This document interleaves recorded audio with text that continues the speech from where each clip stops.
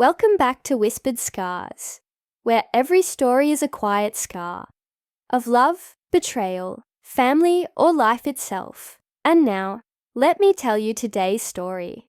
I didn't plan to be the kind of woman who could measure love in receipts and overtime slips.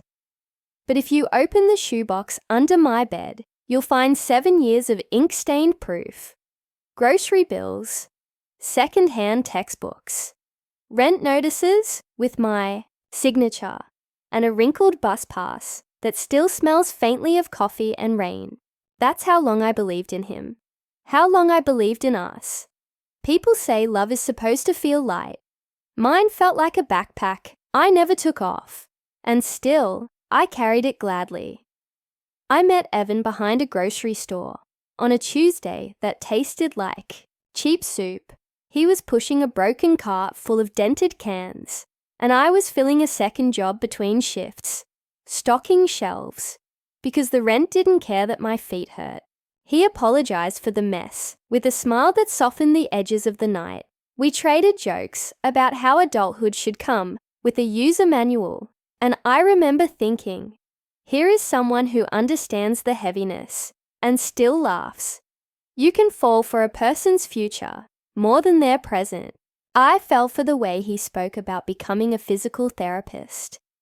The way he traced plans on the table with his finger, like he could draw doors into locked walls. I told him I believed in him. He told me he'd make it worth my while. A promise is a small thing on the day it's made. It grows heavy when you carry it for years. In the first year, we shared a studio the size of a closet and learned how to cook rice without burning it.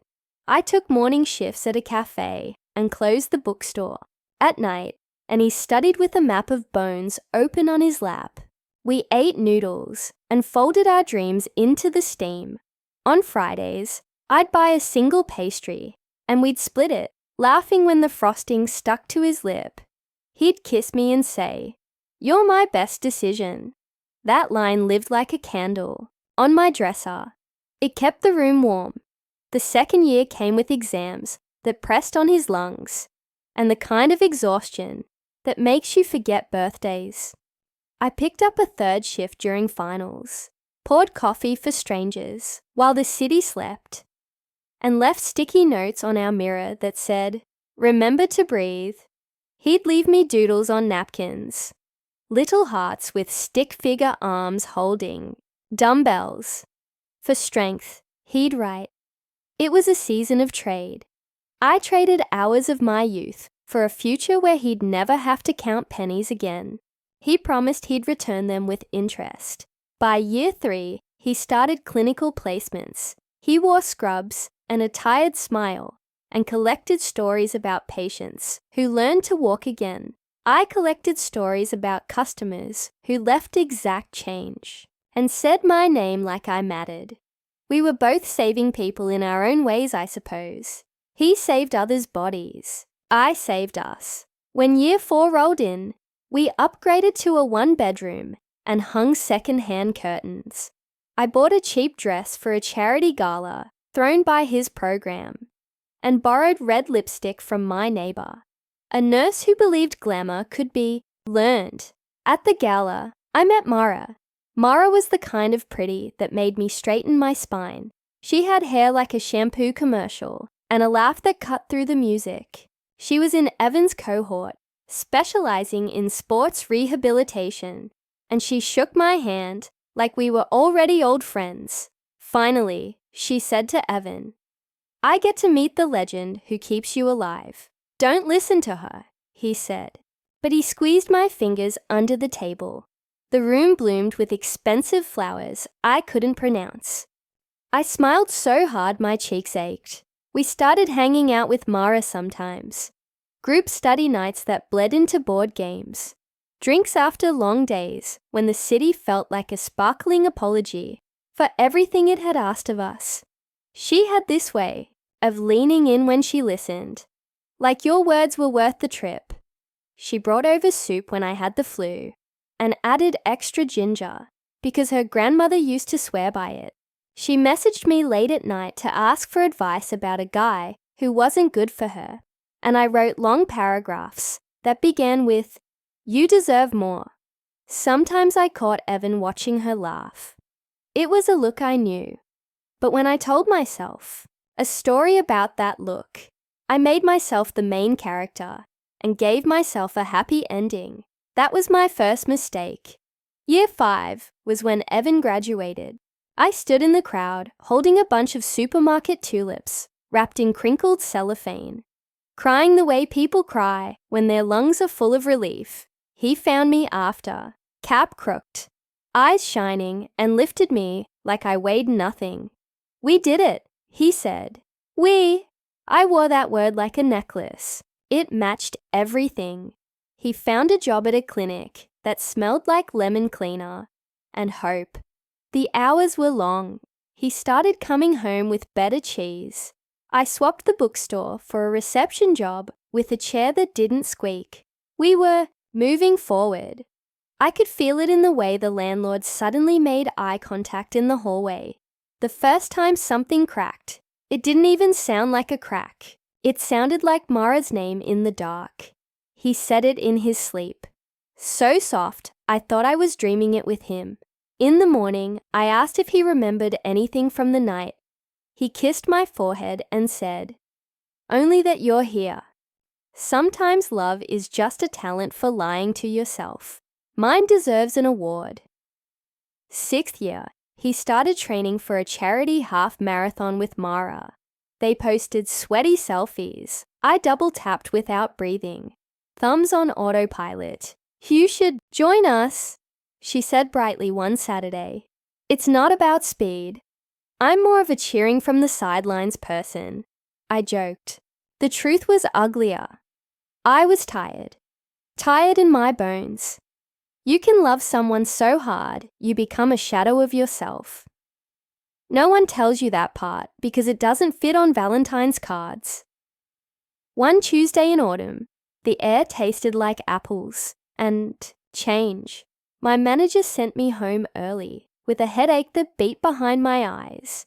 I decided to surprise Evan with his favorite takeout and a candle that smelled like vanilla and fresh bread. I balanced the bag and fumbled with the keys and opened the door to find them there. Evan and Mara, sitting close on our couch, not touching, a silence like static between them. A clock ticked somewhere like a tiny bomb. It could have been nothing, a pause, a breath, but their faces. There are stories that live in faces. They looked up like children who'd been practicing a lie and dropped it. Mara stood too fast. "I was just leaving," she said, words tripping over themselves. "No," I heard myself say, my voice kinder than I felt. "Please, stay." I put the food on the counter, and my hand shook so hard. The containers rattled like guilt. Evan started explaining, his sentences full of potholes. We've been spending a lot of time. We never meant." I felt the floor tilt and thought, if I fall, the receipts in my shoebox will turn to birds and fly away, and then none of it will count. Mara's eyes were red. She looked at me like I was the ocean, and she was rehearsing drowning. "I tried to fight it," she said. "I swear I did. You're my friend." "My friend," I repeated. And the words tasted like metal. After she left, we talked until our throats bled. The sentences I had saved for a housewarming and a baby shower came out jagged instead. I demanded timelines. He drew circles on the table with his fingertip, like he could erase the grain. He said he loved me. He said it had changed. He said he didn't know when. He said he was sorry, like it was a bandage. "How long?" I asked finally. He stared at the candle. The wax had pooled into a small lake. "A few months," he said. "But it's not what you think." "It never is," I said, and stood up too quickly, the room rushing in like a crowd. I slept at my neighbor's that night on a couch that smelled like lavender and leftovers. I texted Mara one sentence. You were supposed to be my safe place. She typed and deleted a ... that could have been a lifetime. Then nothing. The next morning, he was waiting outside the building with coffee and eyes that looked like a man begging for a miracle. We sat on the stoop like we used to when we had nothing to lose and everything to dream. He took a breath. "Marry me," he said. The world went so still, I could hear a bird adjusting its wings in the tree above us. I laughed, and it sounded like I'd swallowed glass. "Is that a joke?" "I made a mistake," he said, frantic. I was confused. "I don't want to lose you. Marry me." I looked at the coffee cup in my hand. The cardboard sleeve said, "You are here." There was a time when that sentence felt comforting. Now it felt like verdict. "Why now?" I asked. "Because I choose you," he said, too quickly. "Or because you're afraid of what it means to choose her," I said, and stood. "No, Evan, not like this.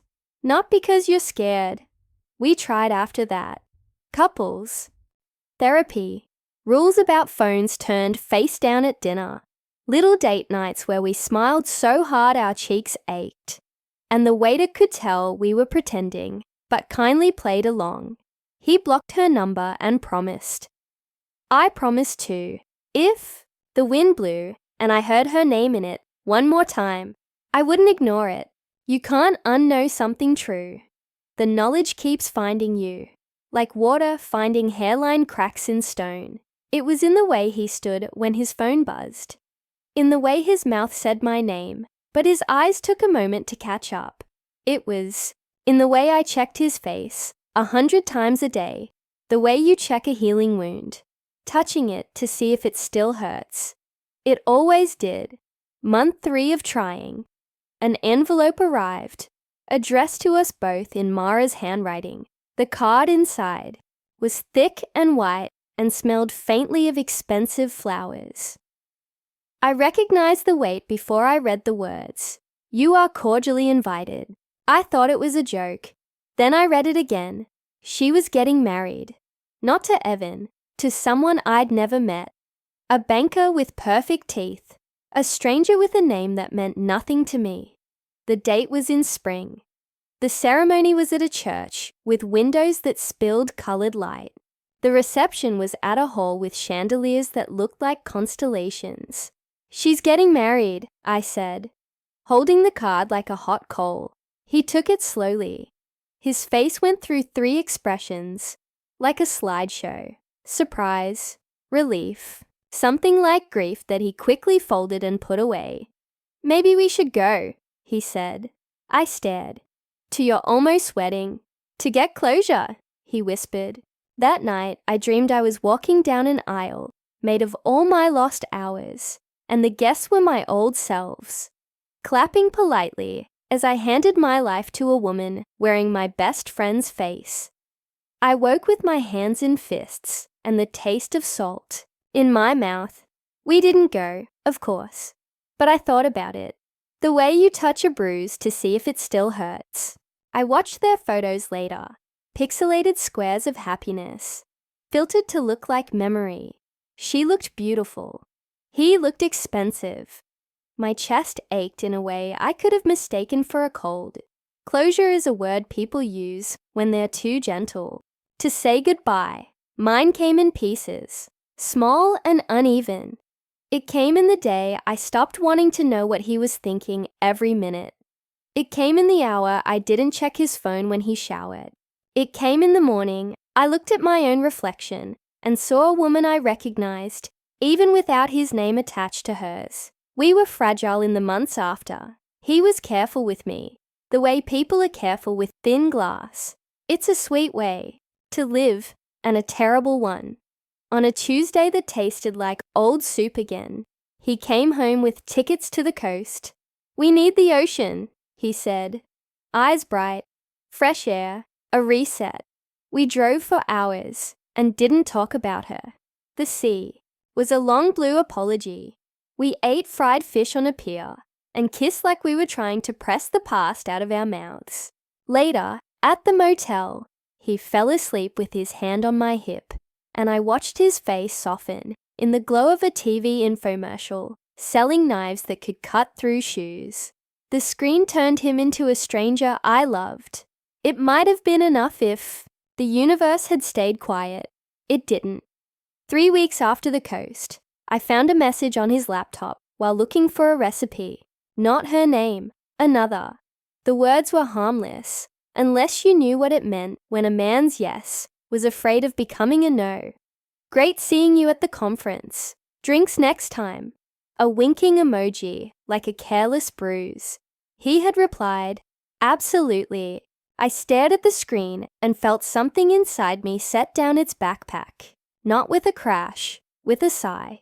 He came home to a calm I didn't recognize in myself. I closed the laptop gently and made tea. When he stepped into the kitchen, he smiled like a man who thinks the storm is finally over. I handed him the cup. I can't do this, I said softly. The mug clinked against the counter. Do what? Be the shore you keep testing your storms against, I said. I'm too tired to pretend I don't taste salt every time you say my name. He started to talk fast. He does that when he's scared. Unspooling reasons and apologies, knotting them into a rope he thought could tie us together again. I listened with that strange calm that sometimes visits right before a person saves their own life. I'm not angry, I said, surprising both of us. I'm done. He cried then. It's hard to watch a person you've loved break. I wanted to touch his shoulder, but sometimes kindness is just another way of staying too long. I packed a small bag with the things I didn't lend him and left the rest. The shoebox of proof, the curtains we chose together, the candle that had melted into a white lake. I moved into a room above a bakery that woke me with warm air every morning. The landlady's dog greeted me like I was the best story he'd ever heard. On Saturdays, I took myself to the park with a cheap paperback and sat in the sun until my skin remembered it belonged to me. I blocked his number and unblocked it and blocked it again. Healing isn't a straight line. It's a map drawn by a child in a moving car. Months passed, like beads on a string. I went to therapy with a woman who kept tissues in a basket and asked questions no one had ever asked me. Like, what do you want that has nothing to do with saving anyone? I didn't know at first. Eventually I said, sleep. Then, a plan I won't kill. Then, a life that isn't always an apology. One evening, the sky wore a bruise-colored sunset, and the city smelled like summer's first cut grass. I got a message from a number I didn't recognize. Mara, it said, I know I don't deserve a reply. I'm sorry. I hope you're okay. I stared at it for a long time. Then I wrote back. I'm not okay yet, but I will be. Take care of the girl who used to be my friend. She deserved better from both of us. She replied with a single word, always. It wasn't a promise I believed, but it was a weight I could finally put down. A year later, I passed the clinic where Evan worked. Through the window, I saw him helping an elderly man stand. He was smiling that smile I once wore like a necklace. It didn't hurt the way it used to. It was more like watching a movie I once loved and realizing I could quote every line, but didn't need to. That weekend, I took the shoebox from under my bed and sorted the proof of my love into 2 piles. Things I did for him, things I did for me. The second pile was smaller but heavier. The books I read to keep breathing. The nights I let myself cry without apologizing. The new recipe I learned that tasted like independence. The plant on my windowsill that kept reaching for light and, miracle, thrived. I carried the first pile to the recycling bin in the alley behind the bakery. I fed it through the slot, like communion. It felt wrong and right at the same time. I kept one receipt, the one for the cheap pastry we split on Fridays in year 1, and slipped it into my wallet. Not because I wanted the past, but because I I wanted to remember the girl who thought sweetness could be rationed and still be enough. Sometimes I still wake up at 3 a.m. and hear their names in the silence. I tell myself it's just the building settling, the city turning over in its sleep. I get up, make tea, open the window, and listen to the life I'm making rustle like a new dress. When people ask me now what happened, I don't say, "He married my best friend." That's the headline, and headlines are for papers that get thrown away. I say, I loved someone for 7 years, and then I loved myself enough to leave. It fits better in my mouth. It tastes less like metal and more like rain. Last week, on a Tuesday that did not taste like soup, I took the bus to the coast by myself. I walked the pier and let the wind rearrange my hair and maybe some of my thoughts.